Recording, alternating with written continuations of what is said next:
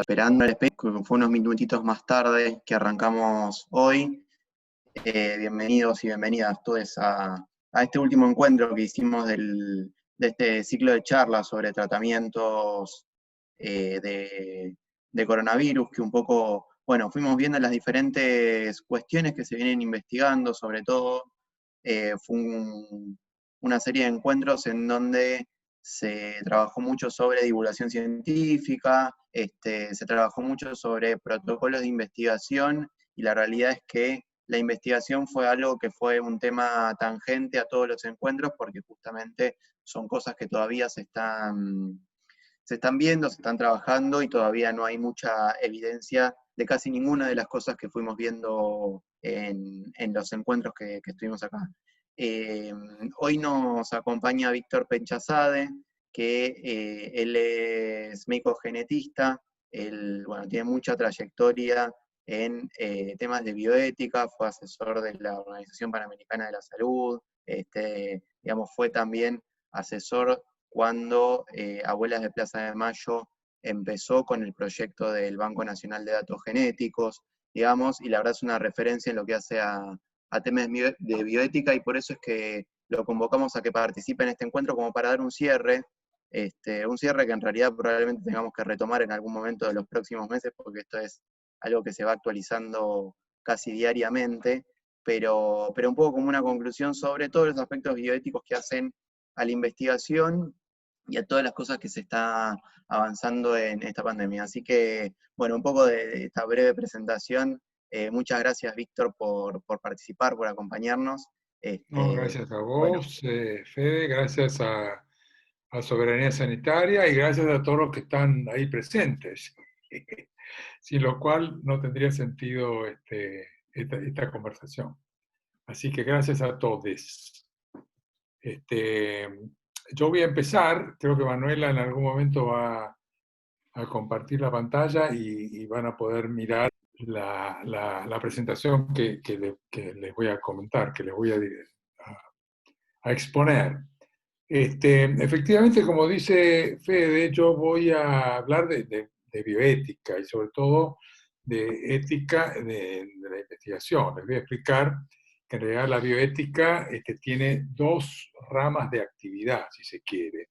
Una que tiene que ver con la investigación para la salud y la otra que tiene que ver con la atención de la salud a pacientes.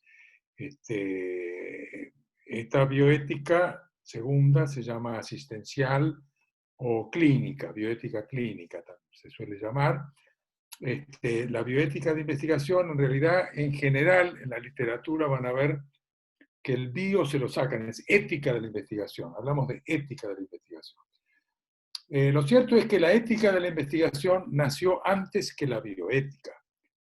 La ética de la investigación nace al terminar la Segunda Guerra Mundial, al descubrirse las atrocidades que cometieron los nazis en los campos de concentración, y nace después de los juicios de Nuremberg, donde ustedes saben que condenaron a decenas de criminales de guerra, entre ellos a cerca de un par de docenas de médicos, que eran los que hacían estos experimentos, que más que experimentos eran atrocidades, crímenes con los reclusos de los campos de concentración. 4 de esos médicos recibieron la pena de muerte por esos crímenes. De ahí surge, lo que se llama el Código de Nuremberg, porque ahí se hicieron los juicios y ahí surgió el Código de Nuremberg. Lo menciono primero porque es la primera piedra de todo un edificio que después se continuó construyendo hasta ahora, porque es una construcción dinámica de la ética de la investigación. Pero la primera piedra de este edificio complejo, que no voy a tener tiempo de dar en detalle, fue el Código de Nuremberg. El Código de Nuremberg tiene uno de sus grandes, bueno, los méritos son lo que dice. El otro mérito es que lo dice en forma concisa y en 8 puntos, que se los leo. Requisitos para que una investigación sea ética. Primero, el consentimiento voluntario del sujeto humano es esencial. 2. El experimento debe realizarse con la finalidad de obtener resultados fructíferos para el bien de la sociedad. 3. Uso de resultados obtenidos mediante estudios previos en animales. O sea, no se puede empezar a experimentar directamente en seres humanos, se usan animales como en la fase 1, que ustedes ya deben haber tan cansados de escuchar, la fase 1, 2, 3. La fase 1 es esta, los estudios previos en animales. La 4, evitar todo sufrimiento y daño innecesario, físico o mental, entre los sujetos de investigación. Por alguna razón no está apareciendo la pantalla. Yo supongo que no tengo que hacer nada, o sí, Ahí, tengo que ahí apretar acá. estoy tratando de resolverlo, perdón, estamos con un temita técnico, ahí la estoy intentando abrir. A ver. Bueno, Ahí salió. pero yo Acá como mientras sigo, ningún experimento debe ser conducido cuando haya razones para presumir que podrá ocurrir la muerte o daño irreparable en el sujeto de investigación. El grado de riesgo no debe exceder nunca el determinado por la importancia humanitaria del problema a resolver con la investigación. Precauciones adecuadas y facilidades óptimas para proteger al sujeto participante de la más remota posibilidad de lesión, incapacidad o muerte. Y por último, la investigación debe ser conducida únicamente por personas científicamente calificadas. No se preocupen porque esta presentación yo la dejo, así que seguramente Fundación Sanitaria sabrá cómo ponerla después en algún lugar que ustedes la puedan ver. Esto fue en el año 48. Esto no quiere decir... acá apareció. Bueno. Esto no quiere decir que se dejaron de cometer violaciones éticas durante las investigaciones. Es decir, se terminaron las atrocidades nazis simplemente porque se acabaron los nazis. Al menos se fueron del poder. Yo no la puedo manejar, ¿no? Digo la No, siguiente. la voy pasando ¿Perdón? yo. Perdón a todos por esta desprecia. Si querés andar diciéndome y la voy pasando yo, Dale, así dale, voy la acompañando siguiente, lo que siguiente. vas diciendo. Dale la siguiente. Estate atento. Si no, los vamos a tener acá más tiempo del que todos queremos estar. Les decía, ahí estamos, les decía que la historia de violaciones éticas a investigaciones precede, por supuesto, a los nazis y continuó ocurriendo en distintos países, sobre todo en los países que más investigación hacían, como ser Estados Unidos. En Estados Unidos se han reportado, después de Nuremberg, decenas de violaciones éticas. Entre ellas la más importante es que es la de Tuskegee, es donde se violaron los derechos y la salud y la vida de centenares de afroamericanos simplemente para estudiar la evolución natural de la sífilis. Entonces, en el año 64, la Asociación Médica Mundial, que es una organización de médicos privada, sin fines de lucro y qué sé yo, sacó una declaración que se hizo famosa y sigue siendo muy famosa. Todo el mundo sabe o debiera saber lo que es la Declaración de Helsinki. Todo el mundo, quiere decir toda la gente que se ocupa de la salud. Pero esta fue específicamente sobre ética de las investigaciones biomédicas, donde es muy complicada la historia de la declaración, porque esta declaración, que comenzó en el año 64, se fue remozando, actualizando periódicamente. La última vez que se actualizó fue en el 2013. Cada 4, 5, 6 años se actualiza. Y básicamente lo que plantea son los intereses de los participantes en las investigaciones deben primar por sobre los de la sociedad. Ustedes se acuerdan que les leí recién que la declaración de Nuremberg decía que las investigaciones se justificaban si uno pensaba que podían tener resultados que, que, que fueran útiles para la sociedad. Bueno, acá el Helsinki vuelve un poco atrás y dice, lo importante en una investigación son los derechos de los participantes, los intereses de los participantes, como dicen ellos. Que la participación debe ser voluntaria y con consentimiento informado, es la primera vez que aparece el concepto del consentimiento informado, que debe haber una revisión ética independiente, también es un concepto nuevo que no estaba en la de Nuremberg, y que los beneficios de los resultados deben alcanzar a los participantes de la investigación y a las poblaciones de donde provienen. También es algo novedoso. La siguiente. Entonces, yo lo que les voy a dar ahora es una visión personal sobre los requisitos para que una investigación para la salud sea ética, o sea, requisitos aceptables. Primero, que nada, debe responder a necesidades de salud. Debe fundamentarse en la existencia de vacíos de conocimiento para resolver problemas de salud pertinentes en quiénes, en la población o la comunidad en que se realiza la investigación. No es ético que la fundamentación primaria sea el interés de un patrocinador por introducir un producto en el mercado, que es lo que suele ocurrir. Y que es importante una pregunta previa a todo. ¿Es necesaria esta investigación en esta población? Y esta pregunta es importante por lo último que está en la diapositiva. No, lo no necesario no es ético. ¿Por qué? Bueno, no quiero perder tiempo argumentando y convenciéndolos a ustedes que si algo no es necesario, gastar todo el dinero que implica en una investigación con beneficios y con riesgos para los participantes, etcétera, etcétera, si es algo no necesario, no es ético. La siguiente. Debe haber un balance adecuado de riesgos y beneficios. Recién mencioné riesgos y beneficios. No existe ninguna actividad humana, diría yo, pero específicamente médica o en salud, que no tenga algún riesgo. No existe el cero riesgo. El riesgo cero, olvídense, no existe en nuestra profesión. Y con eso me refiero a las profesiones de la salud en general. Por supuesto, entonces, los beneficios deben superar a los riesgos de efectos nocivos o de efectos adversos, etc. Maximizar beneficios, minimizar riesgos. Que debe haber este balance de riesgos-beneficios no solamente para los individuos participantes, sino para la sociedad en todo. Los posibles beneficios para la sociedad justifican los posibles riesgos a los individuos. Esa es una pregunta clave que tienen que responder los que piensan iniciar una investigación.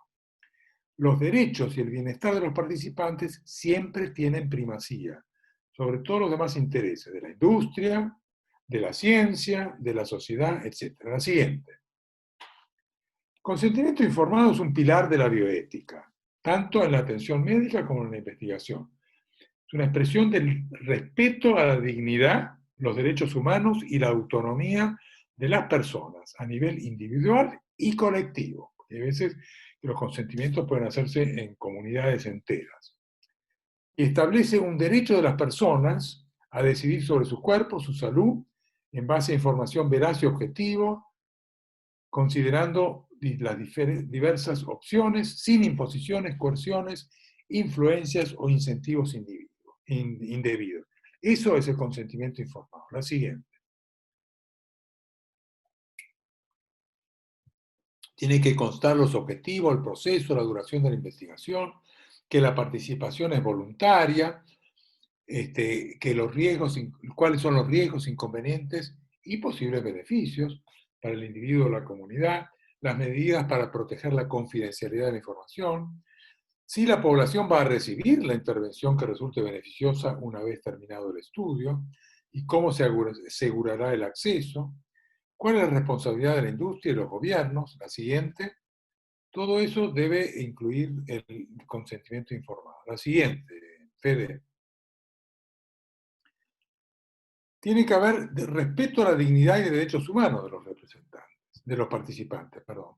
Que no hay represalias si se sale de la investigación, que hay transparencia y veracidad, que se mantiene la confidencialidad y que hay atención médica durante y después del estudio. La siguiente, Fede. La participación de la comunidad es un plus, en algunos lugares es indispensable, desde el comienzo mismo de la investigación, incluyendo los derechos humanos de los participantes, la prioridad del tema a investigar, las preguntas a ser respondidas por la investigación, el diseño y la metodología, la selección de los participantes, beneficios y perjuicios posibles, todo eso en todo eso tiene que estar involucrada la comunidad de la cual provienen los pacientes. La siguiente, que por supuesto tiene que haber metodología científica adecuada, investigadores competentes, diseño científico, grupos controles en general, y acá les pongo uso de placebos con interrogante, porque el uso de placebos puede ser indispensable o puede ser una violación a los derechos humanos dependiendo de la investigación. Y ahora enseguida voy a mencionar esto con más detalle. Ausencia de engaño y ocultamiento. Uno dice, pero ¿cómo? ¿Quién nos va a engañar? ¿Quién va a ocultar las cosas? Bueno, ustedes se sorprenderían si leen la historia de la industria farmacéutica. Porque se caracteriza justamente por eso, por engañar y ocultar. Entonces, el participante debe saber qué se hace en la investigación porque en realidad no se sabe si el tratamiento a probar sirve o no, y ni si es seguro. Y si es que hay otros medicamentos en uso para esa enfermedad y quizás sean mejores que el que se está investigando. Tiene que saber también que el patrocinador le está pagando al reclutador de pacientes por cada paciente reclutado, en general. Que no es seguro siquiera que el participante recibirá el tratamiento investigado, o un tratamiento estándar, o placebo. Comento esto, pero le quiero hacer un comentario, porque existe el malentendido terapéutico. Mucha gente que se inscribe como voluntario para participante en una investigación, para un nuevo medicamento, está convencida primero de que va a recibir el medicamento y no un placebo. Y segundo, de que si lo están haciendo es porque ese medicamento debe ser bueno. Bueno, eso es un malentendido, se llama así, malentendido terapéutico. Por eso es importante que esto se aclare con todas las de la ley ante los participantes. La siguiente, bueno, transparencia. El participante tiene que saber quién está financiando esto, cuáles son los beneficios para la institución sede, cuáles son los beneficios para los participantes, ¿hay incentivos indebidos? La responsabilidad por la atención de reacciones adversas, ¿quién corre con esa responsabilidad? En caso de ensayos clínicos, ¿se continúa, una vez finalizado el estudio, el tratamiento si dio resultados positivos? ¿Hay conflictos de interés? A ver, el acuerdo, vamos a poner el ejemplo de que muy actual, el acuerdo que tiene la Fundación Infant con Pfizer para probar una fase 3 en X cantidad de miles de voluntarios. ¿No? Ese acuerdo, ¿es transparente? ¿Quién sabe los detalles del acuerdo? No existen. No existen no están puestos al público, como debiera estar si fuera realmente transparente. ¿Quién lo financia? ¿Se sabe quién lo financia? ¿Cuánto cuesta ese estudio? ¿Quién lo financia? ¿Y de dónde de dónde proviene la financiación? ¿Cuánto piensa ganar el financiador? Eso también debiera estar. Bueno, nosotros sabemos, o pensamos, o presumimos, que el financiador es la Pfizer, que va a ser el dueño de la vacuna si se aprueba, ¿cierto? Pero no está en ningún lado. ¿Y cuáles son los beneficios? No, déjame. Los beneficios para los participantes. Bueno, en principio uno piensa que ninguno, porque si es una prueba de fase 3, se podrá beneficiar en teoría la mitad, porque solamente la mitad va a recibir la vacuna, la otra mitad va a recibir un placebo. ¿Hay algún beneficio en recibir placebo? No estoy seguro, creo que no. ¿Hay algún riesgo en recibir placebo? No. Y si el que recibe la vacuna, uno quisiera estar en el grupo que recibe la vacuna o preferiría estar en el del placebo. Ojo, las vacunas pueden tener riesgos y resultar un fiasco. Está llena la historia de la medicina de este tipo de cuestiones. Y las reacciones adversas, ¿quién se hace responsable? Etcétera, etcétera, etcétera. Eso es transparencia. Otro que uno puede plantear es, bueno, el gobierno nacional, estamos todos muy contentos que ha hecho un acuerdo con dos entidades privadas, privadas con fines de lucro, que pertenecen a la industria farmacéutica.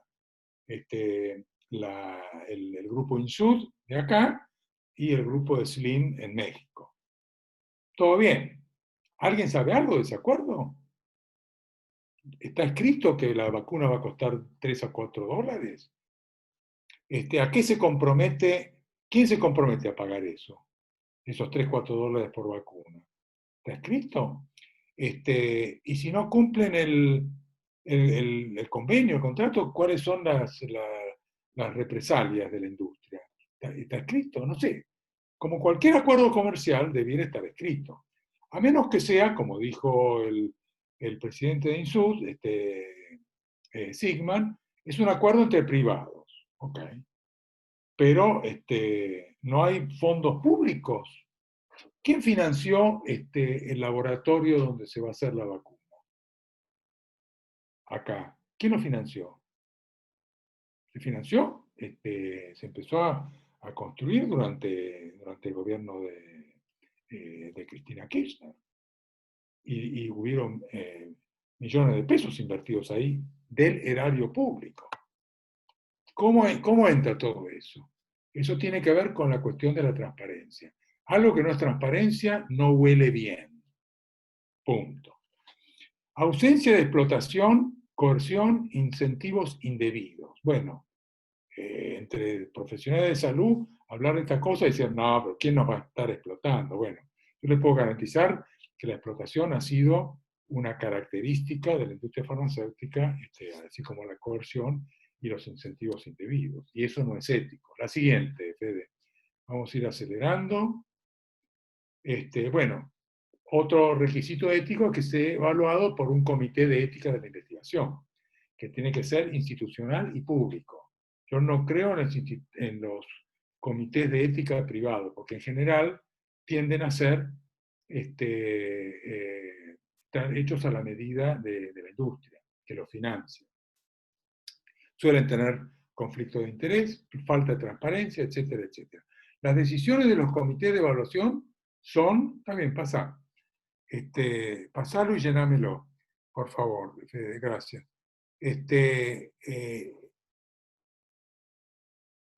Son vinculantes. Las decisiones de los comités de investigación son vinculantes. Y tienen como función proteger los derechos y el bienestar de los seres humanos, sujetos de investigación, haciendo respetar los principios éticos establecidos internacionalmente y la legislación local. Algunas de las cosas que ya mencioné y otras que no voy a tener tiempo de mencionar. La siguiente, Fede. Llenámela, por favor. Bueno, estas son las funciones. Proveer revisión independiente. ¿Independiente de qué? De influencias políticas, institucionales, confesionales, profesionales, económicas.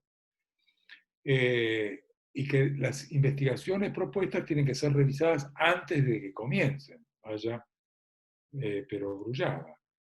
Y que tienen que ser seguidas, tienen que tener seguimiento periódico de las investigaciones ya aprobadas y la evaluación de los resultados y el cumplimiento de compromisos contraídos, por ejemplo, beneficios a los participantes, etc. La siguiente. La siguiente. Bueno, yo acá me voy a revelar como un crítico de la industria farmacéutica. Por suerte, no estoy solo. La industria farmacéutica, pongo acá, es un obstáculo para la vigencia de la ética y los derechos humanos en las investigaciones de salud. Por supuesto hay excepciones. La siguiente.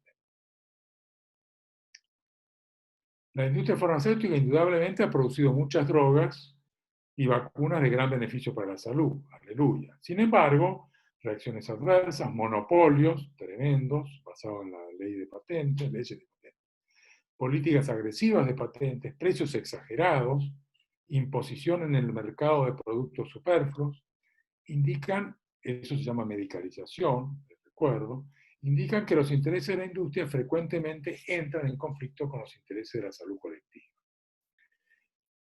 Ahora, hay entidades reguladoras. Los distintos estados, los países tienen la FDA en Estados Unidos, el Reino Unido tiene la suya, la Unión Europea otra, y la ANMAT en Argentina. La siguiente. Organismos reguladores. Hay que ver quién puede más en las pulseadas. Si la industria farmacéutica o el organismo regulador. Lo cierto es que la industria farmacéutica ocupa el segundo lugar en volumen económico después de la industria bélica, que es la principal fuente de financiación de las investigaciones biomédicas y que generalmente tienen temas de investigación que interesan a los sectores sociales con buen poder adquisitivo, tanto en los países ricos como en los países pobres. La siguiente. Y últimamente han desarrollado una predilección por hacer investigaciones en países pobres y periféricos. ¿Por qué será? ¿Será que hay laxitud o inexistencia de regulaciones? ¿Que hay deficiencia de servicios y acceso a tratamientos que hacen que mucha gente se enrole en protocolos de investigación? Porque los comités de ética en la investigación en general suelen estar hechos los privados a la medida de las necesidades de la industria, o porque es más fácil hacer prácticas abusivas en esos países del tercer mundo. La siguiente, por favor. La siguiente, Fede.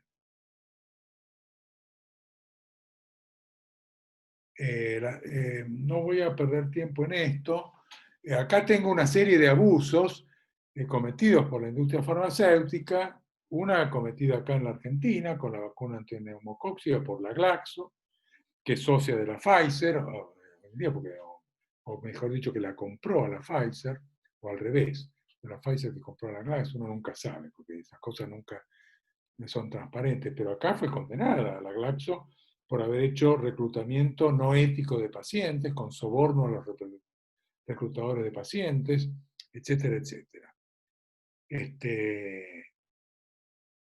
La siguiente. Bueno, no, esto es simplemente para mostrarle, porque la industria siempre se queja de que no ganan plata, que no ganan plata. Bueno, son datos de hace ya unos 7 años, o sea que esto multiplíquenlo por algún factor, los millones de dólares que ha ganado la Novartis, la Pfizer, la Roche, la Glaxo y la AstraZeneca durante ese año. 50.000 millones, 44.000 millones, 30.000 millones, la que menos ganó de estas 5. Pero fíjense este otro dato que es interesante. El principal infractor de las leyes de Estados Unidos, porque por supuesto si infringen las leyes en otros lados no interesa tanto, pero las leyes en Estados Unidos ha sido la Pfizer. La columna esta de azul significa las multas que han recibido. Bueno, la siguiente. Estos son datos, yo no invento nada. Dale, llename. Las inversiones, bueno, ustedes saben que hoy en día la mayor parte del dinero para ensayos clínicos de nuevas drogas viene de la industria privada. En Estados Unidos ya el 70%, antes solía ser el gobierno. Estas inversiones no son altruistas, son inversiones que buscan un retorno para los inversores, que, que se sientan en Wall Street. El gobierno de Estados Unidos les otorgó a 3 o 4 empresas de amigas del presidente para producir vacunas más de 10.000 millones de dólares. O sea que no es que ponen su plata, ponen la plata que viene del erario público. Todo lo que proviene de los gobiernos, en principio, viene de lo que los ciudadanos pagan impuestos en todos los países del mundo. Así es. Los otros son los comités de expertos, cuán independientes son de la industria. Bueno, acá hay un estudio que mostró que en el Reino Unido el 80% de los expertos tienen intereses financieros en la industria. Y en Estados Unidos hasta un 90%. ¿Pueden ser independientes? Contéstelo ustedes. La siguiente. Vamos a adelantar con esto, porque ustedes van a pensar que yo soy un talibán, pero no lo soy. La siguiente. Les dije que yo no estaba solo en esto y les voy a mostrar que, bueno, el control sobre la publicación de los datos, cuando no les conviene no los publican, y cada vez más recurren al sector privado con fines de lucro para, en lugar de los centros académicos públicos, para hacer sus investigaciones, lo que le da menor confiabilidad de los resultados. La siguiente. La siguiente, Fede, voy a pasar con esto. Digo, cuando yo le decía que no estoy solo, estoy muy bien acompañado. Marcia Angel, norteamericana, fue editora del New England Journal of Medicine durante, ¿cuánto? 20 y pico de años, y en realidad perdió su puesto de editora en jefe del New England Journal of Medicine simplemente porque se dedicó, por defender los derechos de los sujetos de investigación en varias investigaciones que querían publicarse en el journal. Yo les recomiendo, para los que les parezca que yo he sido muy talibán, lean este libro. Está en internet, consigue en español, La verdad acerca de la industria farmacéutica y qué hacer para, para qué dice, y qué hacer al respecto. ¿Cómo nos engañan y qué hacer al respecto? Y dice lo siguiente: la industria farmacéutica se ha alejado de su loable propósito inicial de descubrir y producir fármacos útiles. Ahora es una máquina comercial de venta de drogas de dudosos beneficios y utiliza su riqueza y poder para cooptar todas las instituciones que se le crucen en el camino. A ver, ¿quién es más talibán? ¿Si Marcia Angel o yo? Bueno, de las fases ustedes las saben. Fase 1, preclínica, fase 2, en un pequeño reducido número de participantes voluntarios para probar eficacia, dosis, seguridad. Y después viene la verdad. La verdad es la fase 3. No hay ninguna de las vacunas que están en danza en este momento que haya completado la fase 3. Hay muy pocas que la han comenzado y están en medio de la fase 3. Una de ellas es la que tenemos acá, encabezada por la Pfizer. La fase 3 nos va, bueno, nadie sabe cuánto va a durar la fase 3. No te lo dicen, porque no lo pueden saber, porque depende de qué oportunidad. Es decir, a ver, con una enfermedad conocida y con una droga, uno puede predecir cuánto dura una fase 3. Se sabe. Y lo tienen que decir. Y tiene que ser parte del consentimiento informado. Pero con este virus no sabemos, porque no sabemos la inmunología contra el virus, no sabemos la prevalencia de la enfermedad. Cuanto más prevalente está la enfermedad, más probable es que los que reciban, mejor dicho, que los participantes en la fase 3 se topen con el virus. Y si no se topan con el virus, porque la pandemia ya está apagándose, ¿por qué creen que han venido a reclutar voluntarios acá a la Argentina? O han ido también a Brasil, que también han ido. Están buscando países donde está ardiendo la pandemia, porque es más posible y en un periodo de tiempo más corto, que no se puede estimar, este, eh, que no se puede estimar, saber si sirve o no sirve. Está claro esto para el caso específico del coronavirus. Pero ustedes saben que, y eso sí ha sido público, porque lo han dicho algunos de los voluntarios que fueron acá al hospital militar, que ellos tienen que firmar un documento en el que se abstienen de hacer cualquier tipo de reclamo médico si llegan a tener problemas secundarios a la vacuna dentro de después de los 4 años y medio de la participación en el estudio. Hay muchas vacunas que tienen efectos secundarios más prolongadas que eso.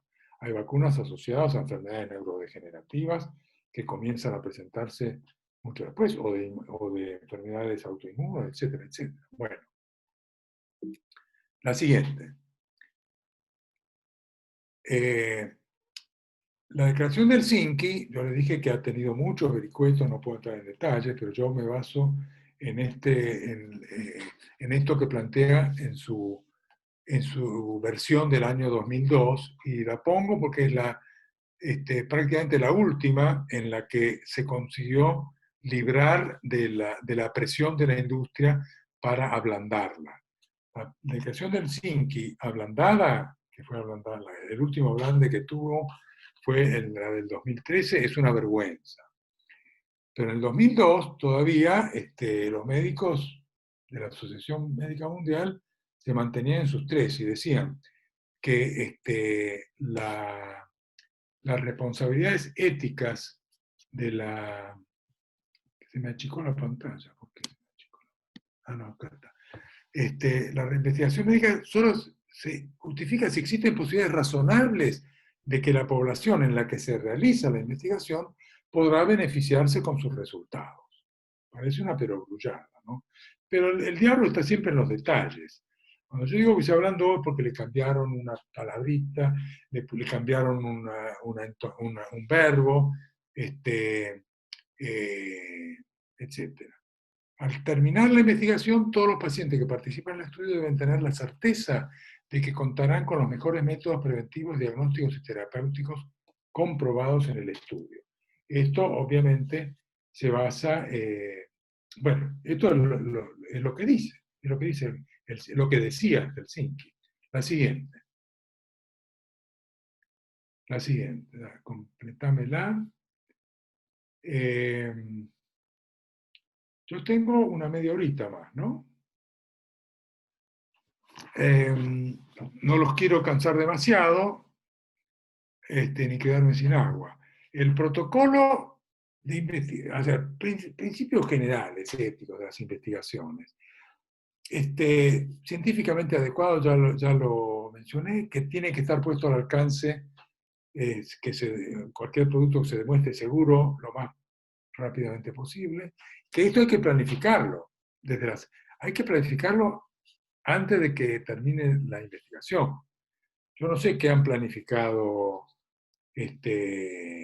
la dupla Sigman-Slim con respecto a lo que van a hacer con esa vacuna. No sé. Las 250 millones de dosis que dicen que van a producir. La siguiente.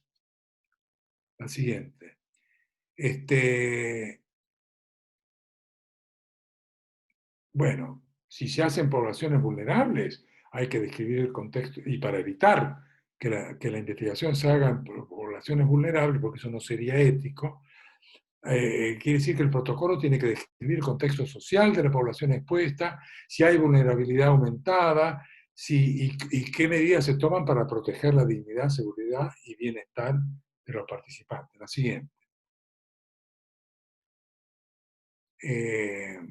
Bueno, esto ya lo mencioné. La siguiente. Atención y tratamiento, lo dije. La siguiente. Ahora, hablando de vacunas, esto que yo les comenté recién es muy apretadamente los requisitos éticos de las investigaciones para la salud en general, dentro de lo cual, por supuesto, están incluidas las vacunas. Pero con las vacunas, sobre todo con vacunas,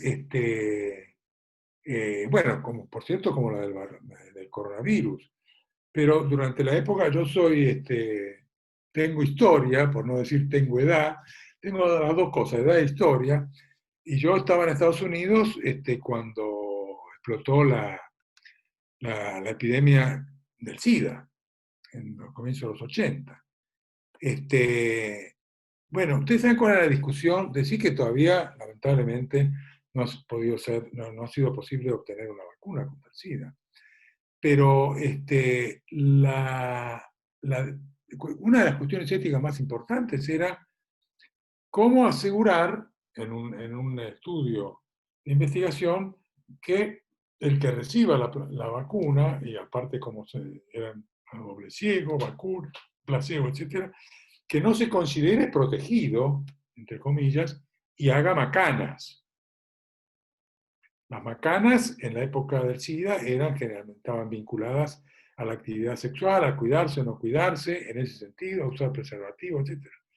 Las macanas, ahora, en la edad del coronavirus y de la pandemia, es decir, yo tengo la vacuna, ¿qué me voy a preocupar ahora? Tiro el barbijo, empiezo a dar besitos a todo el mundo y no me lavo las manos. Eso uno dice, no, eso sería de inconscientes. ¿Cuánta gente consciente piensa que existe en el mundo?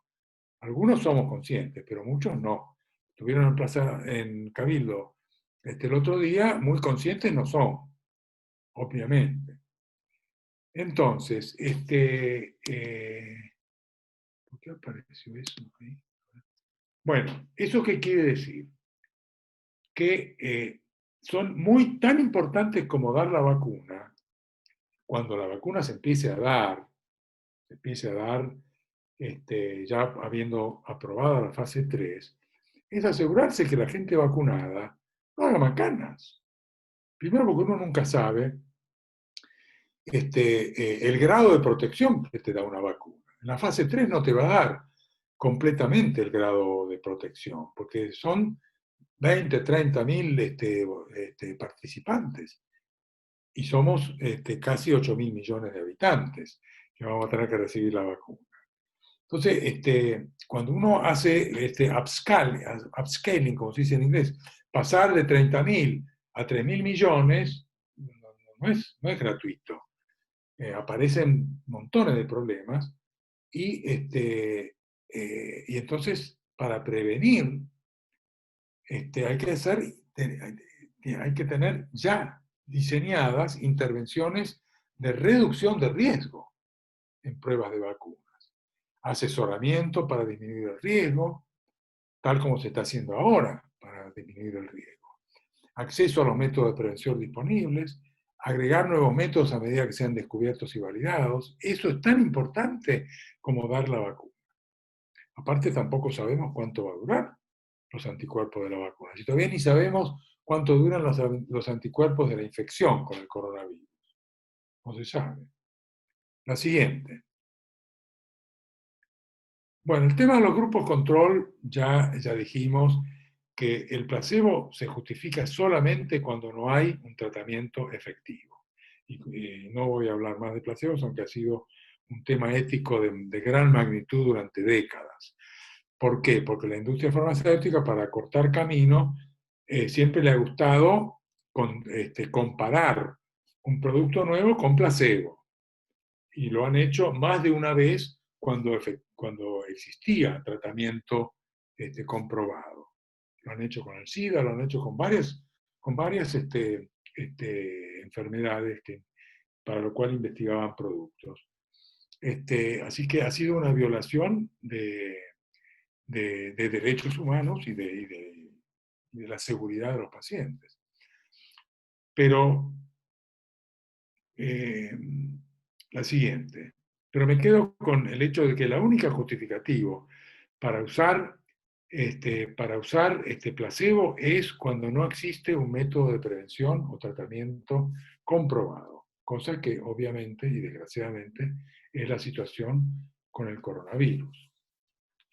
Les quiero comentar una sola cosa de las muchas que hay para comentar, porque en un momento del comienzo de esta pandemia se hizo relativamente popular para acortar camino, para tomar un atajo, obtener una vacuna, decir, ¿por qué tenemos que vacunar a la gente y después esperar a ver si se topan o no con el coronavirus?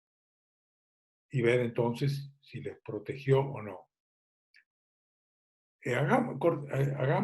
Tomemos un atajo, vacunamos a la gente con la vacuna que se está probando y 2 o 3 semanas después le inoculamos ¿qué? El virus, directamente, el virus virulento. Y se verá, bueno, como se imaginan, esto fue motivo de unas controversias tremendas que han cedido simplemente porque los propugnadores de esto que se dio en llamar challenge, estudios de challenge en inglés, que significan estudios de reto. O sea, vos das la vacuna y después le producís un desafío, un reto, dándole el virus. Y agarrate Catalina. En este momento, en gran medida porque se ha acelerado tanto la producción de vacunas que nadie se anima a proponer esto. Pero en su momento, yo creo que hay que estar en guardia porque la gente, digo yo, los que tienen mucho para ganar son las empresas productoras de vacunas, no nos engañemos. Las únicas públicas entre comillas, son las de Rusia y la de China. Pero todas las demás son privadas. Esos son los que van a ganar. Económicamente hablando, la población asumimos que vamos a ganar todos siendo protegidos para el virus, contra el virus. Pero yo acá noté otras cosas desconocidas que implican lo que se llama una ética de la incertidumbre. En realidad sabemos muy poco todavía de la biología y conducta del virus y de la respuesta inmunológica. Hay riesgos de reacciones paradojales, que no sea peor el remedio que la enfermedad. Ustedes saben, les iba a comentar en una de las transgresiones de la Sanofi, que por supuesto ahora está metida también en producir vacuna para coronavirus, la Sanofi se hizo famosa hace unos pocos años, 2 o 3 años, porque produjo una vacuna para el dengue y se la vendió al gobierno de Filipinas.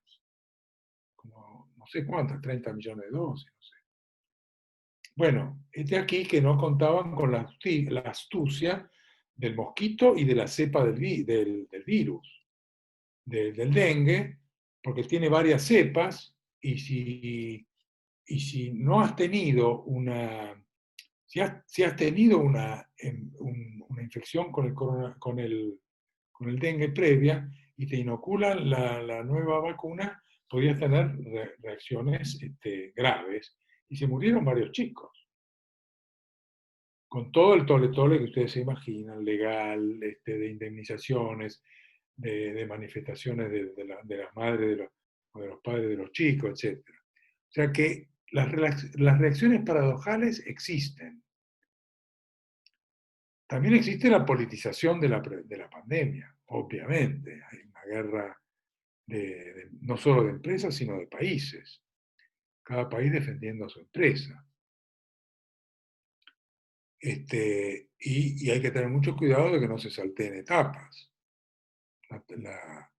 La vacuna rusa todavía hay que ver que empiece en la fase 3. Yo me río porque Putin de eso no habla, no dice nada. No, vamos a empezar a dar la vacuna. ¿Y la fase 3 dónde está? Y la respuesta es silencio. Que la geopolítica se cuela por todas las rendijas, olvídense. Y que la explotación comercial por parte de los imperios, porque en este momento ya no es una cuestión de de países chicos o grandes, son de imperios, Estados Unidos, Rusia, China. Y va a haber una explotación comercial seguro a los países menos poderosos, independientes. Bueno, esa explotación comercial es antiética y conspira contra la erradicación de la pandemia, porque a menos que todo el mundo se vacune, la pandemia nunca se va a erradicar. Yo el otro día leí que decían de que, creo que la China, una de las varias chinas que andan pasando por ahí, que le iban a poner un precio de $120. Es muy distinto que decir $3, ¿no? Bueno, la siguiente. La siguiente. Bueno, acá hay otro tema interesante, muy interesante, que es el uso de intervenciones que no están comprobadas ni en su seguridad ni en su eficacia, pero sin un protocolo de investigación. Y esto nació durante el brote del ébola, en 2014.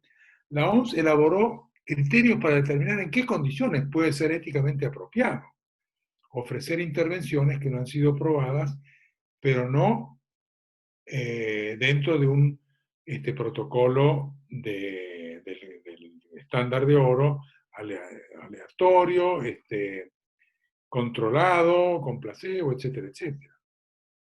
Bueno, y le dieron a llamar marco Meuri. Meuri viene de las siglas en inglés que no me las acuerdo, que dicen uso de emergencia monitoreado de intervenciones no registradas y experimentales. Entonces, se pusieron a pensar, bueno, ¿cuáles son los criterios? Está bien, hay casos que hay que dar, por ejemplo, plasma, bueno, pero y sin un protocolo de investigación aleatorizado. La siguiente, Fede.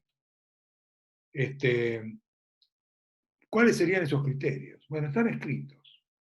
Publicó la OMS, que no exista ningún tratamiento de eficacia comprobada, que no sea posible logísticamente hacer ensayos clínicos en forma inmediata, y que hay datos preliminares de la eficacia y la seguridad de la intervención, al menos de estudios de laboratorio o animales, y el uso de intervención fuera de ensayos clínicos haya sido sugerido por un comité científico asesor debidamente calificado sobre la base de análisis favorable de riesgos y beneficios y de los datos preliminares. La siguiente, Fede. No, ahora no, para atrás. Disculpadme. Las autoridades competentes del país, así como un comité de ética debidamente calificado, hayan aprobado dicho uso. ¿Cuáles serían las autoridades competentes acá en la Argentina? De la jurisdicción que sea. Si es en la provincia de Buenos Aires, de la provincia de Buenos Aires. Si es en la capital, de la capital. Que tengan que ver, o sea, los ministerios de salud de las distintas jurisdicciones políticas. Que se dispone, sin embargo, de recursos adecuados para garantizar que los riesgos puedan minimizarse. Controles de calidad, de esto, de lo otro, pensando en el plasma, ¿no? Que por supuesto se requiere consentimiento informado, voluntario, y que se supervisa el uso de emergencia de la intervención y los resultados se documentan y se comparten oportunamente con la comunidad médica y científica en general. Yo pienso que el uso del plasma en la provincia de Buenos Aires, que el otro día decía Robert que ya fueron más de 1000, pienso que satisface estos criterios. No se está haciendo, que yo sepa, aleatorizado ni con uso de placebos, o control con placebos, porque una vez que haya datos promisorios y optimistas, es muy difícil hacer un ensayo controlado con el estándar de oro. Tan es así que incluso en Estados Unidos no han podido hacerlo. No han podido hacerlo porque no tienen, primero porque es difícil conseguir donantes de plasma, y segundo porque, bueno, en los lugares en donde está, hay lugares en Estados Unidos que todavía hay incendios, en la Florida, en California y en algunos lugares del sudoeste, pero en el lugar que hubiera sido ideal, desgraciadamente, para hacer el ensayo, fue Nueva York en el comienzo de la pandemia, por eso ya se apagó. Entonces están yendo al tercer mundo a, hacer, a probar si el plasma sirve o no sirve. Bueno, bienvenido sea, la siguiente.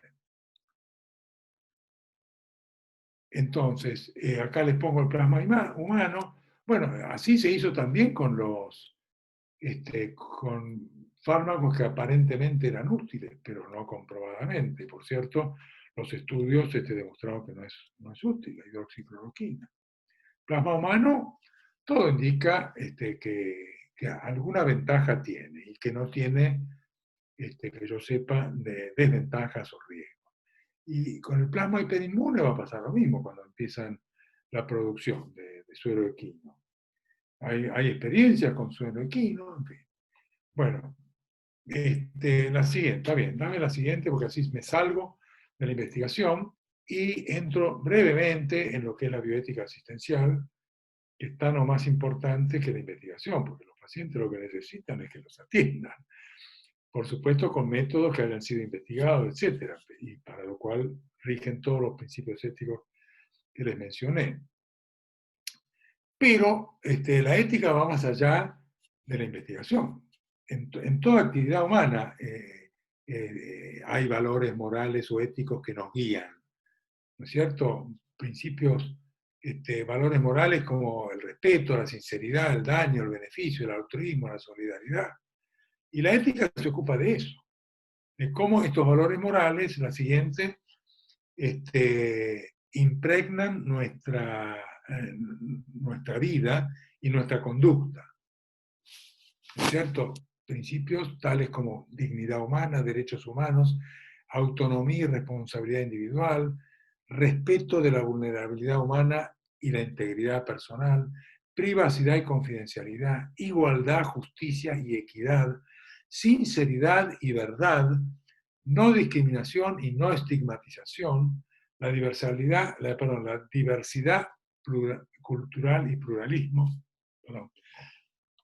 solidaridad, cooperación, beneficencia, responsabilidad social, aprovechamiento compartido de los beneficios.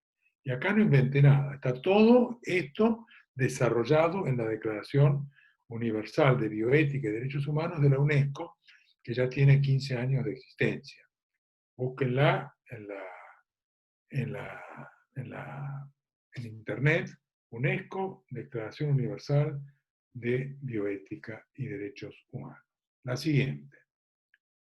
Ahora, la ética es una disciplina reflexiva, sobre todo cuando se trata de la parte clínica o asistencial.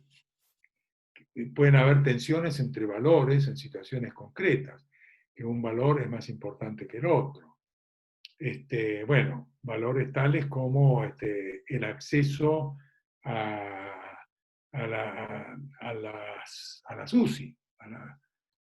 ¿Cómo se define un acceso a la UCI? Son valores que uno pone en la balanza, pero requiere deliberación moral y procura facilitar la toma de decisiones, en este caso a los profesionales de salud, en caso de tensiones y conflictos entre valores. La siguiente, Fede.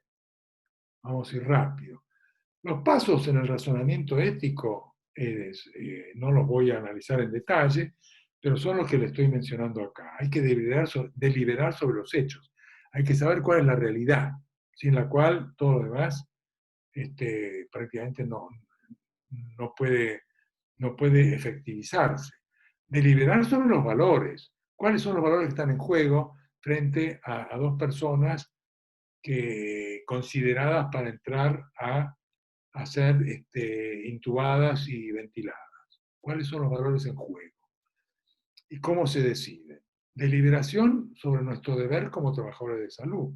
¿Cuál es la responsabilidad nuestra? ¿Cómo ponemos a comprobar la coherencia del razonamiento? Y cómo intentamos, pero no siempre, llegar a un consenso.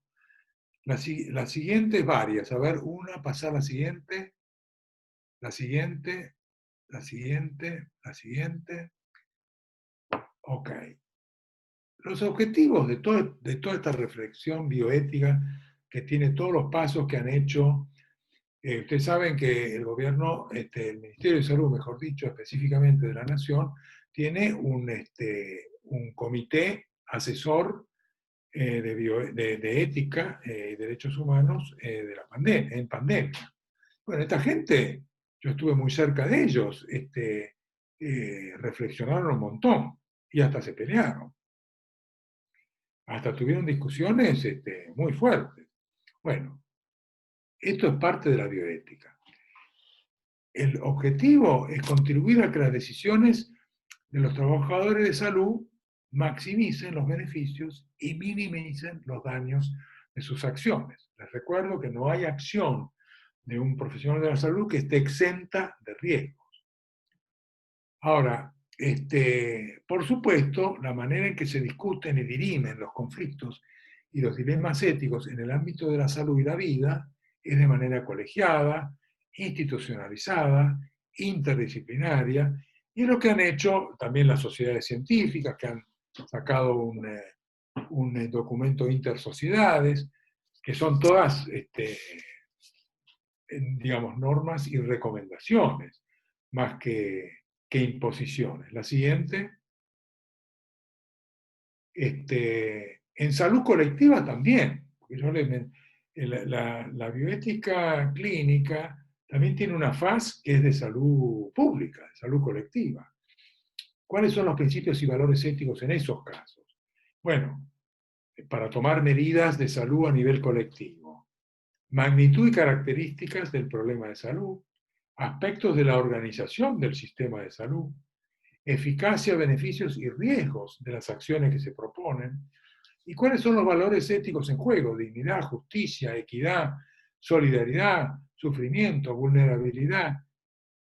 Nuestros ministerios de salud de todo el país y de la nación han pasado por todo esto para tomar medidas colectivas que las toma la nación como organismo rector, pero después tiene que pasar por el tamiz de cada jurisdicción política, provincias, Cava, etcétera, etcétera.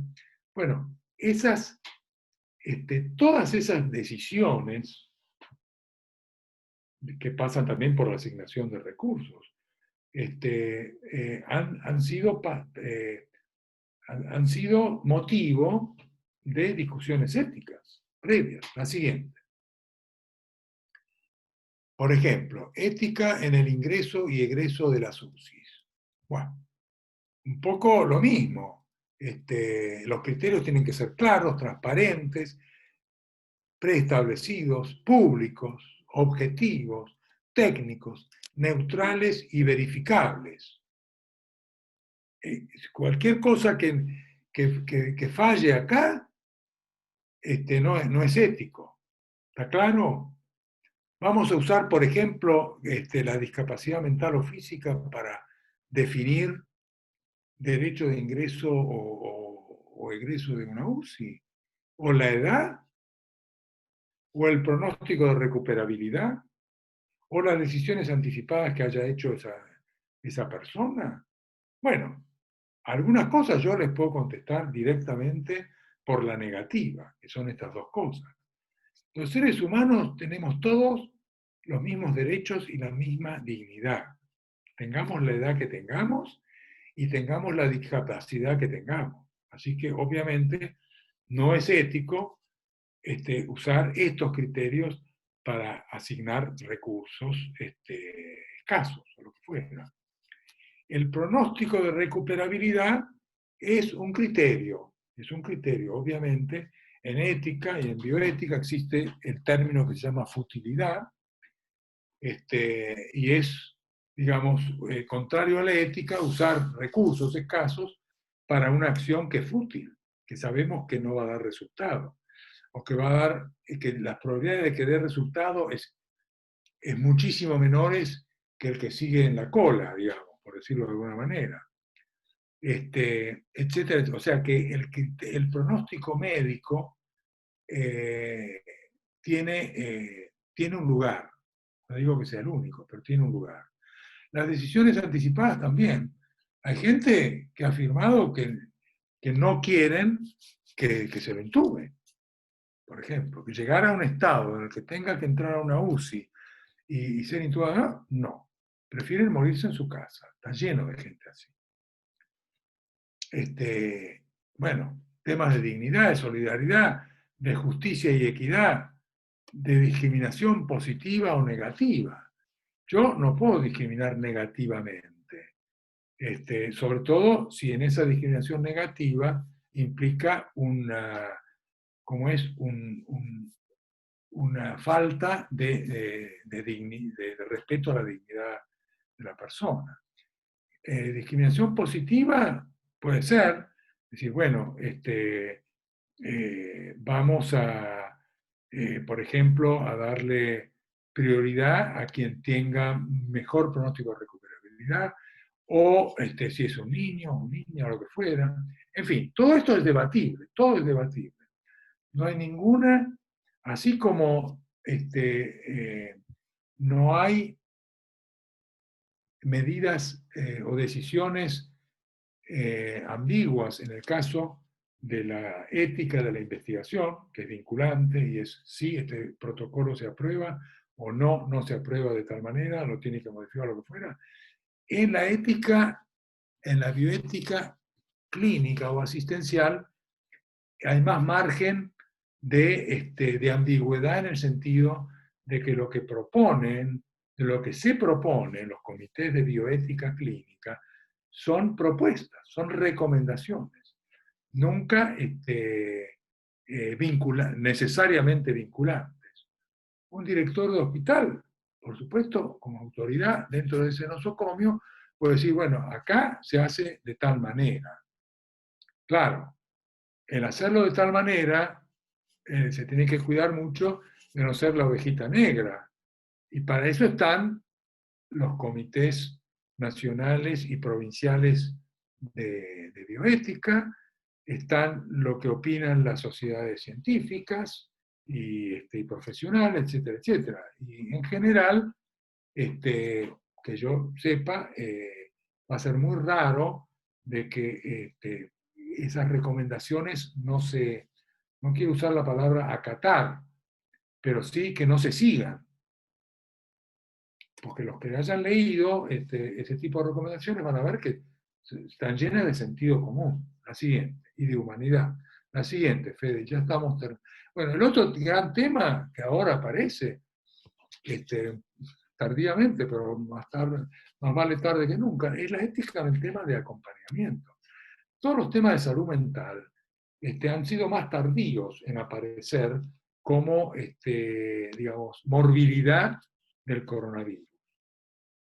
Y la verdad que son tan o más importantes que todo. Sobre todo si tenemos en cuenta que por suerte el coronavirus les perdona la salud y la vida por lo menos al 80% de la gente a los que invade, digamos, a los que infecta. Pero los que la pasan mal solos, ¿no es cierto? Los que hayan tenido un amigo, un pariente, que ingresó a una UCI, saben de que entra solo y se queda solo. Entonces, ahora se está proponiendo, ya ha caído a los buenos oídos de las autoridades, medidas de excepción para poder acompañar a personas internadas en situaciones especiales. Por ejemplo, mujeres que están en trabajo de parto, menores de edad, personas con problemas mentales, autismo, discapacidad, lo que fuera, para permitir un proceso de morir con dignidad para el paciente en sus últimos días, así como a los familiares allegados la posibilidad de despedirse en forma presencial de sus seres queridos. Esto es cuestión de ingeniosidad. Hay que ingeniarse para que esto se pueda hacer con las máximas medidas de seguridad posibles, tanto para los acompañantes como para el personal de salud. Pero es totalmente inhumano, es decir, permitir, o sea, somos mejores que esto, podemos hacer mejor que dejar que la gente se muera en soledad o que padezca durante horas o días en soledad antes de morirse. La siguiente. Y eso es ética. Bueno, yo voy a terminar acá.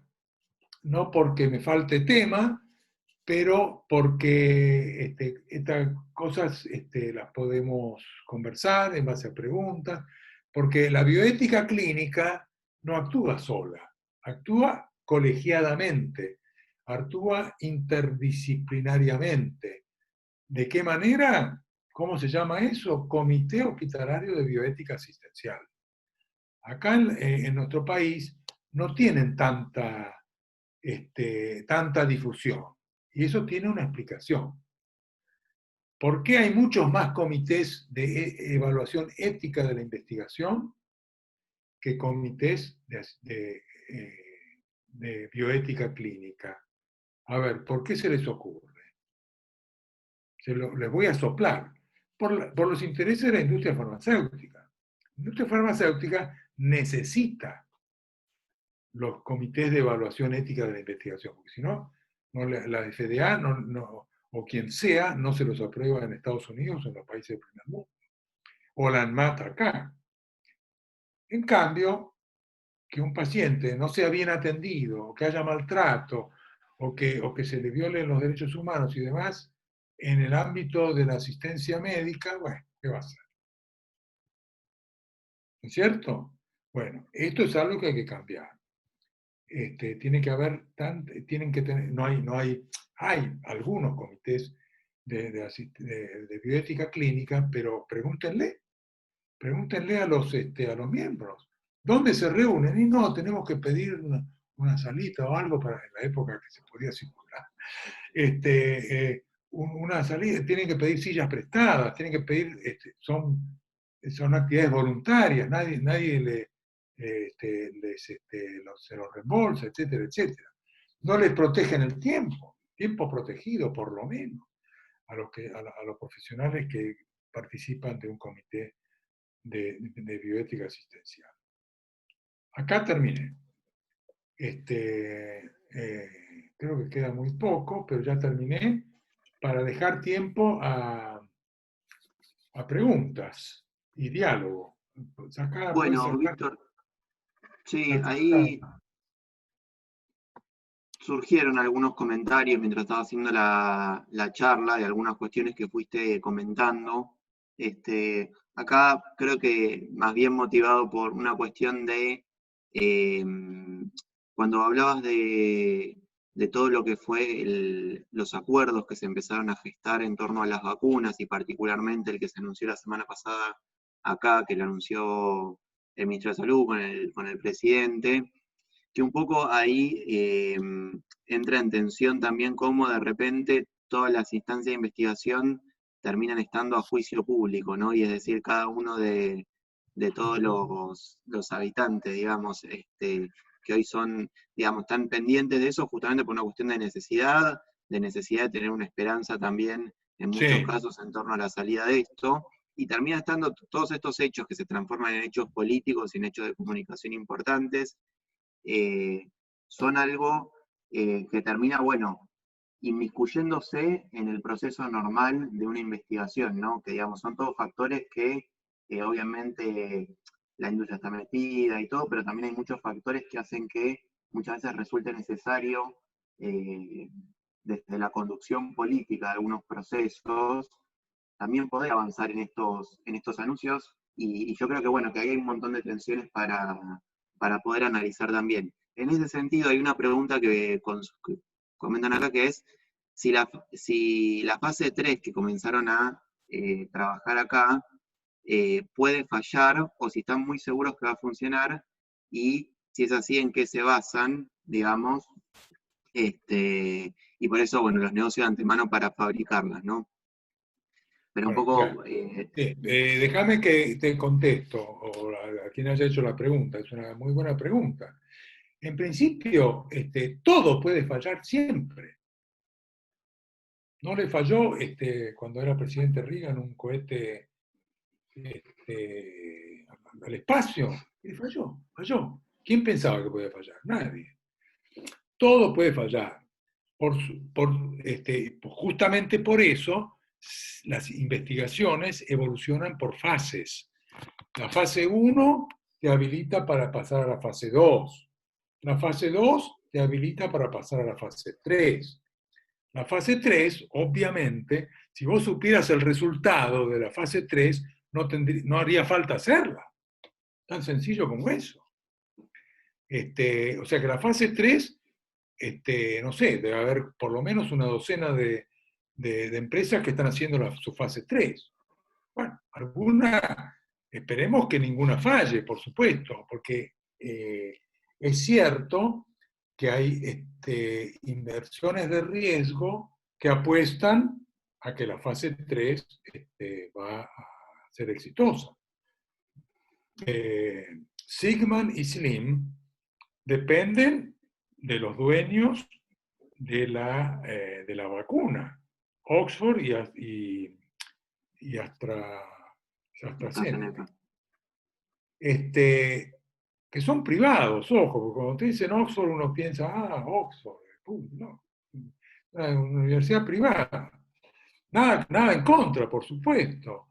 Ha producido luminarias y qué sé yo, en fin.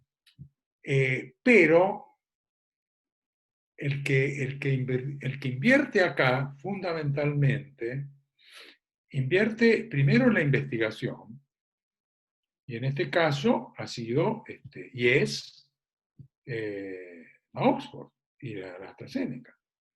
Slim y Sigman, para ponerles nombre, hasta ahora no invirtieron nada. Dice que van a invertir, por supuesto, porque hay que producir 250 millones pero van a invertir en producción, no en investigación. La investigación la hace el primer mundo, o a quién es el primer mundo,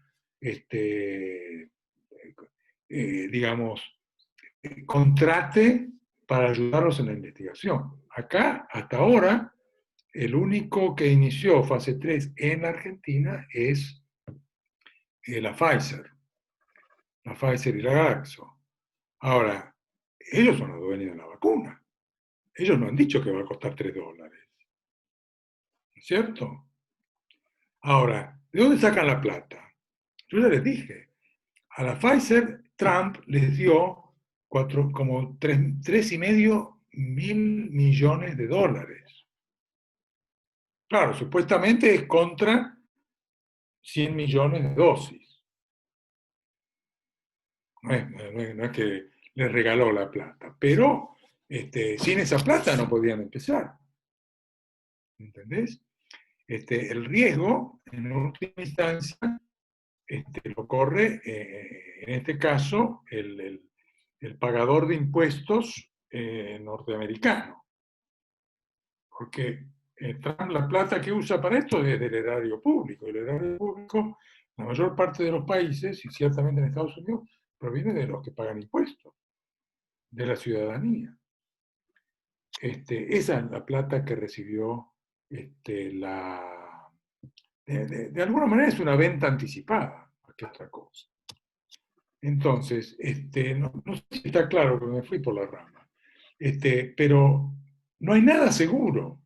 Ni siquiera una vez que yo no quiero ser pájaro de mal agüero, no lo soy, yo soy un tipo optimista en general, y en esto también soy optimista.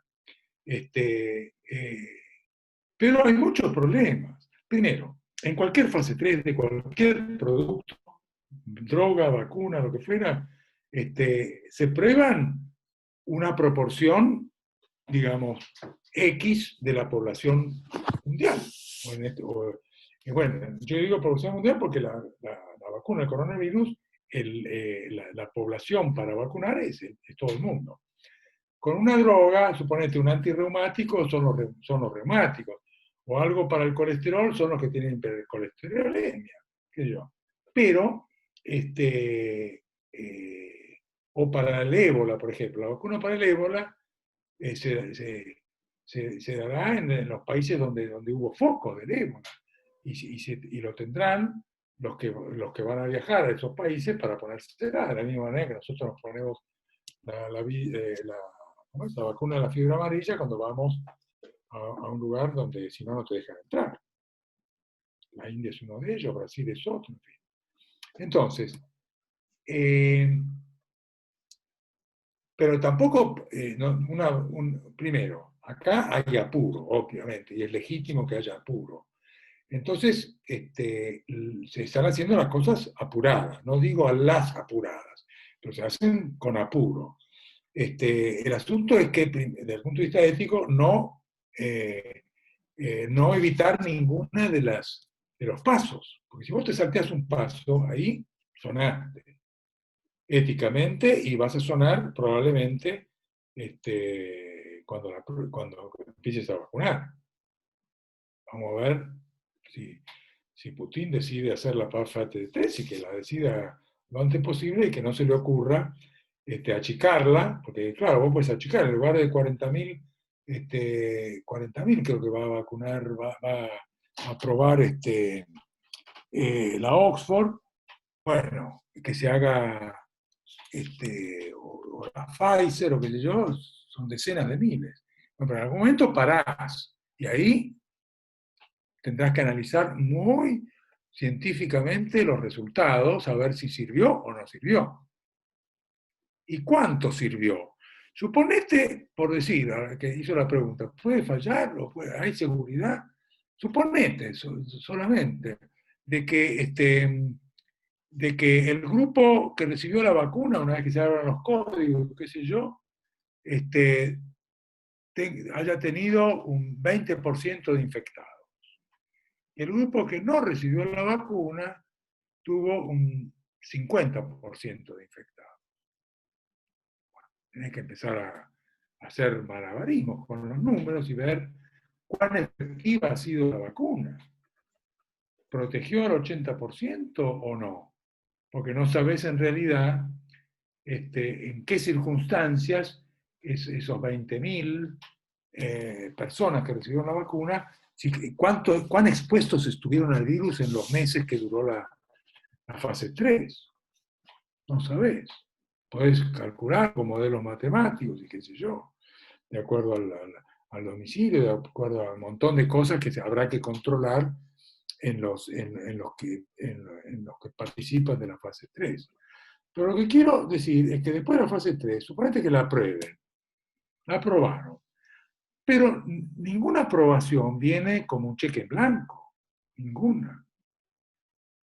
Las aprobaciones vendrán diciendo, bueno, esta vacuna protege, tiene un tanto por ciento de protección. No hay ninguna vacuna que te proteja al 100% de la población vacunada. Sarampión por ahí. Pero, es decir, con este virus y con la complejidad de la respuesta inmunitaria al virus, yo te la regalo. Predecir qué proporción de cobertura podés tener, o de protección, mejor dicho, podés tener, qué nivel de protección vas a tener con la vacuna A, B o Z. Hoy no se sabe. Terminando la fase 3, va a haber mucha información, que sirva, información que no sirva, etc. Puede servir para probarla. Yo les digo otra cosa, para complicar más el panorama. Este es un virus que si vos no conseguís vacunar al 90% de la población mundial, olvidate, tenés pandemia por décadas. Ahora, lamentablemente, y en países como Estados Unidos, hay un 15% de la población que sigue creyendo que es un cuento y que están en contra de las vacunas. Y ante las encuestas han dicho, no, yo ni loco me vacuno. 15%. Y decir que estamos en un problema. Estamos en un problema. Por supuesto, el mundo va a ser mucho mejor con vacuna que sin vacuna. Porque al menos ya la gente, es decir, los que nos gobiernan y las autoridades a quienes respetamos, ya han dicho, ¿no? Con vacunas sí, van a poder ir a la playa, van a poder jugar al fútbol, van a poder jugar a esto, ir a la escuela, etcétera, etcétera. Entonces, una vez que haya vacuna, yo simplemente les pongo unas gotitas nomás de, no de escepticismo, pero sí de exigencia de transparencia. Exigencia de transparencia tiene que decir que nos tienen que decir. Yo quiero saber cuánto paga la Oxford para... cuánto paga la Oxford a los que hacen la fase 3, por ejemplo, que anda por todos lados la fase 3. No está acá, pero puedo preguntarme, bueno, ¿cuánto paga la Pfizer a los que hacen la fase 3 acá? Supuestamente es una fundación sin fines de lucro, dicen que los voluntarios son voluntarios y no les pagan nada, no sé. En algunas discusiones de ética que yo estuve en este tiempo, se hablaba de que a los voluntarios les iban a pagar. No sé, no tanto para, no, perdón, no tanto para la fase 3, pero sí para cuando hablaban de las pruebas de reto, de desafío, para inocularles el virus, que no iba a ser, que no sé.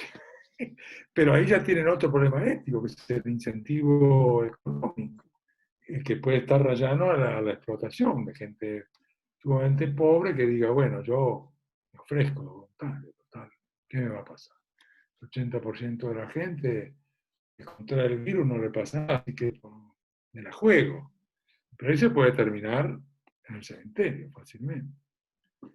Así que, bueno, con respecto a la pregunta que me hicieron, espero que haya quedado claro lo que son las fases. La fase 3 no es nada mágico, no hay magia acá. Se prueba algo que no se sabe si sirve o no.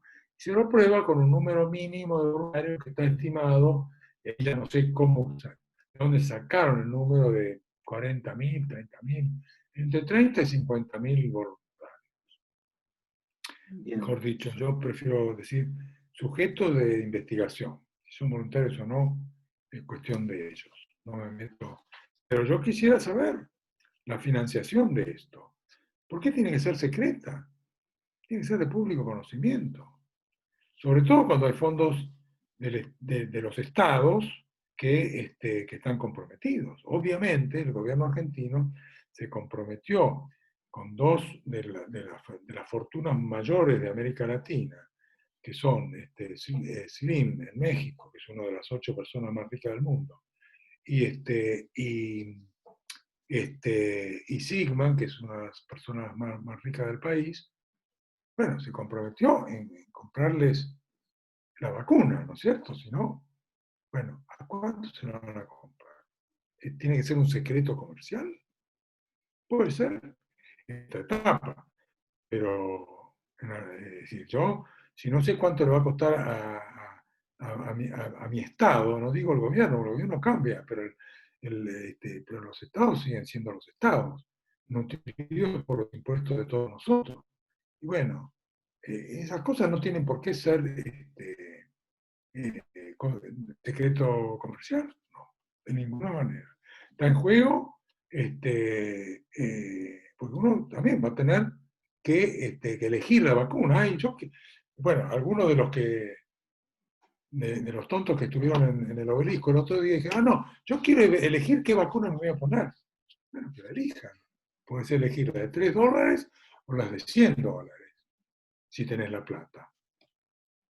Y van a poder, porque este es un país libre, donde el que pueda gastar. Y así ha pasado con la vacuna contra la gripe. El que quiere pagarse la vacuna privada, importada, qué sé yo, que vaya y se la compre. Y así han hecho. el Estado se compromete con su carnet de vacunaciones para las indicaciones que tiene la vacuna contra la gripe, y la da gratis. En Sí, fin. ahí agrego también dos preguntas que había, que Sí, las hace Sara Chao, que siempre eh, interactúa bastante en estos encuentros, que tienen que ver más con cuestiones generales sobre la bioética, sobre las investigaciones que son interesantes, que es cuando en un estudio se detecta el malentendido terapéutico, digamos, por ejemplo, por parte de un monitor u otro investigador, ¿cuál es el procedimiento, digamos, o sea, cómo se debe proceder ante un malentendido? Esa es una. Y después también consulta acerca de pautas Meuri, digamos, si es lo mismo que el uso compasivo, off-label o fuera de prospecto, digamos, está bien. son esas dos Espera, preguntas. con el malentendido terapéutico no hay que detectarlo, hay que prevenirlo. Hay que prevenirlo, y esa es una función de los comités de ética, de evaluación, ética de investigación. Tenés que ver bien cómo es el consentimiento informado, tiene que decir explícitamente que no es terapéutico, explícitamente lo tiene que decir, no hay que dejarlo al buen o mal entender del sujeto de investigación. No, no, eso, o sea, hay que prevenirlo. Por supuesto, hay muchos estudios hechos con consentimientos informados que muchas veces ya en el curso de investigación se han hecho estudios investigando a ver qué entendió esta persona del consentimiento informado, y en eso tengo muy malas noticias. La gente entiende muy poco de los consentimientos informados. Eso es un tema ético de primera magnitud. Entiende muy poco, entiende poco. Pero bueno, no nos vamos a meter en todo ese vericueto, pero con respecto al malentendido terapéutico hay que prevenirlo en todo lo posible, y no tenés otra manera de prevenirlo que haciéndolo, obligando a la explicitación clarísima de que esto no es un tratamiento. Ahora, lo otro es, espera, ¿cómo era la otra pregunta que me habían No, hecho? las pautas El Meuri, Meuri. y compañía. Y son todos primos, están relacionados. El uso fuera de prospecto, a mí no me ofrecen ninguna garantía, porque el prospecto, ¿quién lo arma? Lo arma, por supuesto, la compañía que produce el fármaco, basado en lo que la FDA le aprobó. Tenés que confiar en la FDA que aprobó tales usos. Cualquier otro uso es fuera de prospecto. No sé, hay que pensar. Yo prefiero algo que sea razonado, criterios razonados. Y el Meuri, no es que yo esté casado con el Meuri, pero por lo menos te ofrece un razonamiento. Uso fuera del prospecto, decir, no, yo lo voy a probar aunque no esté aprobado por la FDA. ¿Y a mí qué me importa si aprobó o no la FDA? Yo quiero utilizar algo si razonadamente, y lo que te ofrece el Meuri es un razonamiento. Lo otro que me decías, uso compasivo. Y el uso compasivo también, perdido por perdido, es un vale todo. Ese es el uso compasivo. Eh, yo no me puedo oponer al uso compasivo, siempre y cuando no sea un recurso escaso. El plasma es un recurso escaso.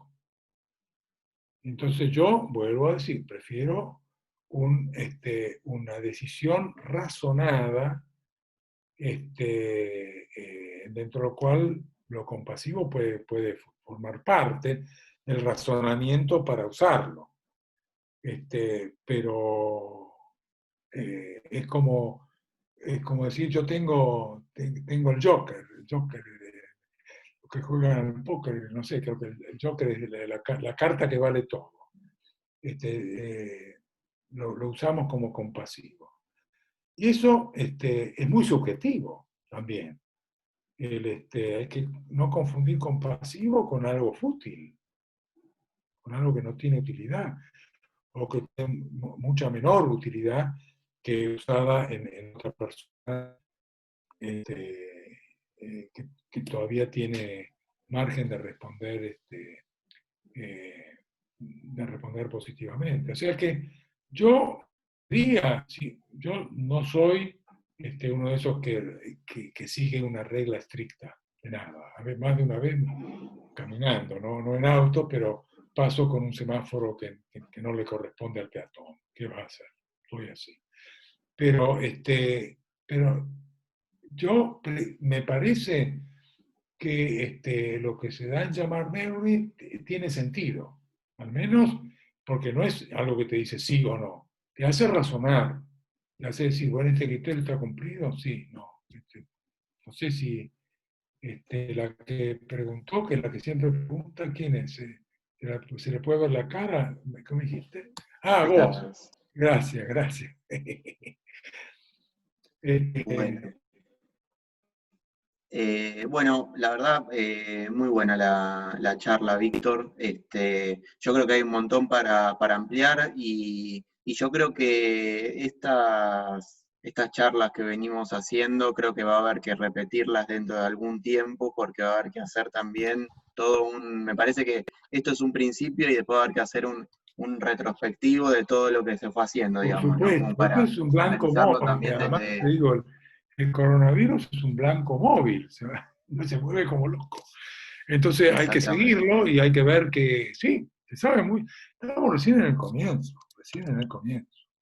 Así que nada, nosotros esperamos, bueno, este es el último encuentro y yo les agradezco, te agradezco a vos, Víctor, y también les agradezco a todos y a todas los que estuvimos compartiendo este mes y medio de charlas, de intercambios. Fue más que un curso, fue en realidad un conversatorio, ¿no? Porque más que dar respuestas, fue más que nada abrir preguntas, investigar Claro, qué era lo que estaba dando vueltas. Probablemente haya que repetirlo en algún tiempo y podamos volver a encontrarnos. Yo paso un chivo de la Fundación de Paso, que es que nosotros siempre tratamos de ir armando nuevos encuentros y nuevos ejes para seguir trabajando también de estos encuentros virtuales. Nosotros ahora los miércoles a las 6 de la tarde, el equipo de género y salud de la Fundación está haciendo lo que se llaman rondas porque en la primera edición de las rondas eran justamente encuentros que se hacían en ronda presenciales y de ahí se trabajaban diferentes aspectos de lo que hace la salud, pero pensada desde el género, y ahora lo hacemos virtual y lo hacemos salud pensada desde el género en contexto de pandemia, ¿no? Ayer fue el primer encuentro, fue un primer encuentro muy interesante porque incluso tuvo algo que ver con esto que veníamos hablando, porque se habló mucho de todo lo que son los cuidados alrededor de la pandemia. Participó la directora del Hospital Rossi de La Plata, que es justamente una de las impulsoras de todo esto que tiene que ver con el acompañamiento en contexto de terapias intensivas. Ella es paliativista y la verdad es que es una experiencia muy interesante desde ese lugar y tiene que ver con lo que veníamos hablando en esta charla también. Y bueno, estas rondas continúan todos los miércoles, son abiertas como este curso, y están todos y sobre todo todas invitadas a participar también, vos Víctor también, obviamente. Así que bueno, de nuevo agradecerles a todos por haber participado. Nosotros después vamos a subir las filminas que nos deja Víctor, así se terminan de aprovechar todas las que no pudimos pasar también. Así ya queda subido. El video va a estar subido en el canal de YouTube también de la Fundación.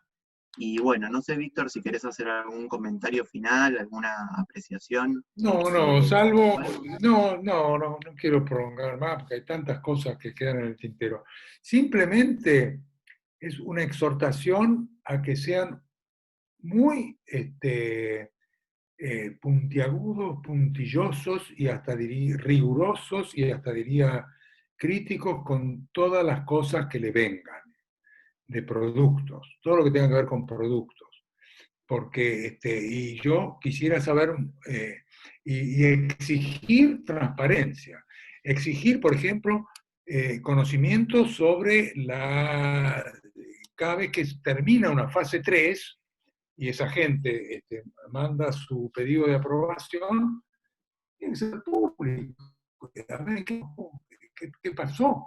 No nos debiera bastar simplemente con que la FDA lo aprobó, porque somos seres racionales, tenemos que tomar nuestras propias decisiones.